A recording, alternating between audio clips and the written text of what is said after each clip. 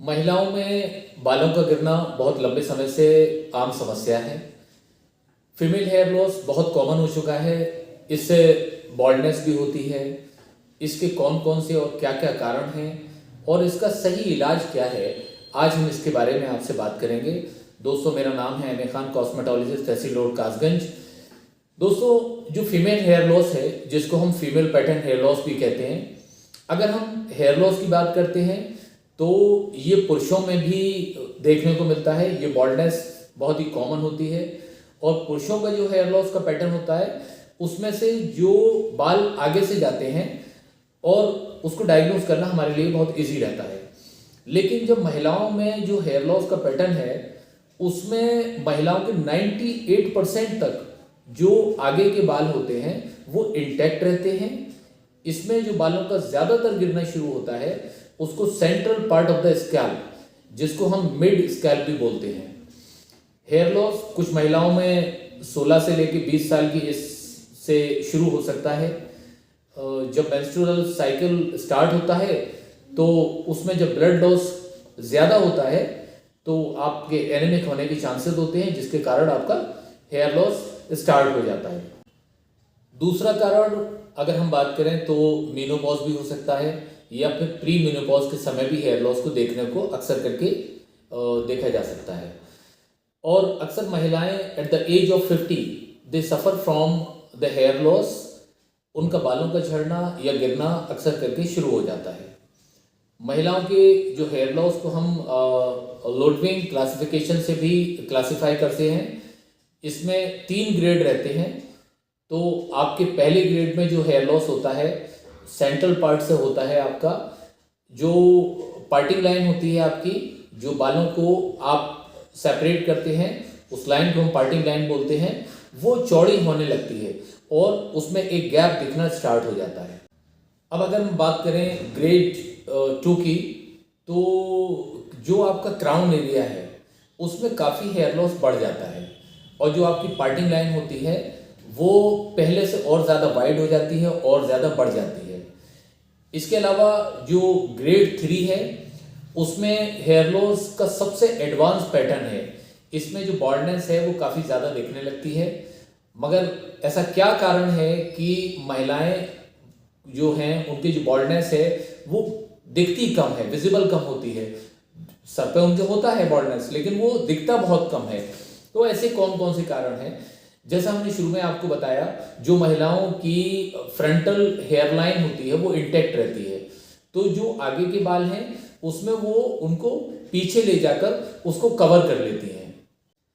इसमें एक पैटर्न और भी अक्सर करके हमको देखने को मिलता है जिसको हम Christmas tree hair loss pattern बोलते हैं और ये अक्सर करके महिलाओं में देखने को मिल सकता है। अब हम बात करेंगे इसके अलावा जो पुरुषों की तरह भी आप देखेंगे कि हेयर लॉस जो है वो भी देखने को मिलता है, जिसको हम फ्रंटो-टेम्पोरल रिसेशन बोलते हैं।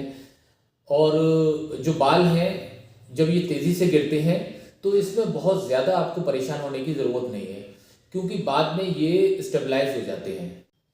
अब इसका इलाज क्या है, इसके कारण क्या हैं?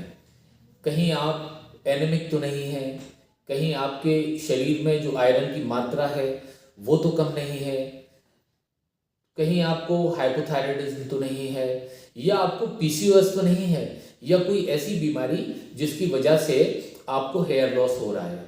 इसमें डॉक्टर आपके कुछ इम्पोर्टेंट टेस्ट करा सकते हैं, जैसे इसमें सीरम फेरेटिन है, B12 लेवल है आपका, या विटामिन डी। जब आप टेस्ट करा के डॉक्टर के पास जाते हैं तो इसके अलावा डॉक्टर आपको कुछ लोशंस दे सकते हैं आपके बालों की thinning, hair loss pattern, density को देखते हुए कि आपके लिए क्या बेस्ट रहेगा।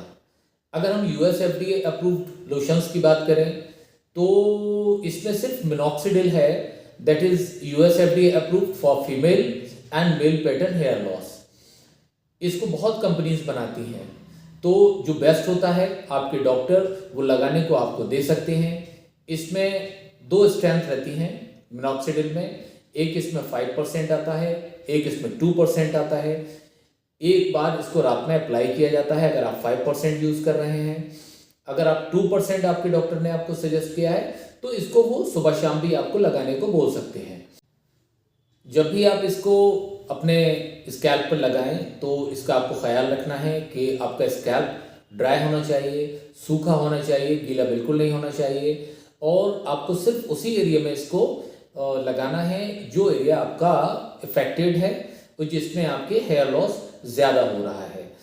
इसमें बहुत ही कॉमन चीज़ है इचिंग, जब आप लगाएंगे तो आपको हो सकती है, और इसमें आपको ज़्यादा घबराने और परेशान होने की ज़रूरत नहीं है क्योंकि ये बाद में सेटल हो जाती है। इसमें डॉक्टर आपको ओरल मिनॉक्सिडिल भी दे सकते हैं क्योंकि ये ओरल के साथ में ऑप्शन मौजूद है इसका, जिसमें टैबलेट्स भी आते हैं और कई बार कैप्सूल्स भी देखने को मार्केट में मिल सकते हैं इसके। प्रेगनेंसी के समय में डॉक्टर मिनॉक्सिडिल को अक्सर करके बंद करा देते हैं, और अगर आप डॉक्टर तक नहीं पहुंच पा रहे हैं और आप प्रेगनेंसी के समय से गुजर रहे हैं तो फिर आप इसको खुद भी बंद कर सकते हैं। डॉक्टर इसके अलावा आपको और क्या सजेस्ट कर सकते हैं?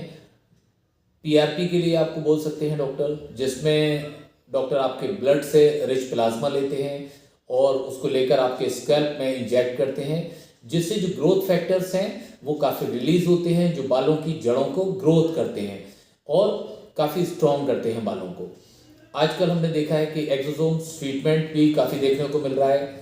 एक्सोसोम्स जो ट्रीटमेंट है, इसमें जो एक्सोसोम्स हैं वो मैसेंजर वेसिकल्स हैं जो आपके एक सेल से दूसरे सेल तक मैसेज लेकर जाते हैं। इनको भी आपके स्कैल्प में इंजेक्ट किया जाता है, जो हेयर ग्रोथ में आपके काफ़ी बेहतर है, और इसके साथ साथ जो लाइफ स्टाइल है आपका वो बहुत बेटर करता है, क्योंकि लाइफ स्टाइल अगर आप देखेंगे तो आपको रेगुलर एक्सरसाइज करनी है, स्ट्रेस आपको कम लेना है, हेल्दी फूड आपको रेगुलर लेते रहना है, जिससे आपके बाल घने, लंबे और मोटे हों और आप पहले से ज़्यादा सुंदर दिखना शुरू हो जाएं। तो दोस्तों, आज थी हमारी ये video female pattern hair loss के ऊपर। आपको ये बालों की समस्या के बारे में वीडियो हमारा कैसा लगा, आप हमको कमेंट करके ज़रूर बताएं।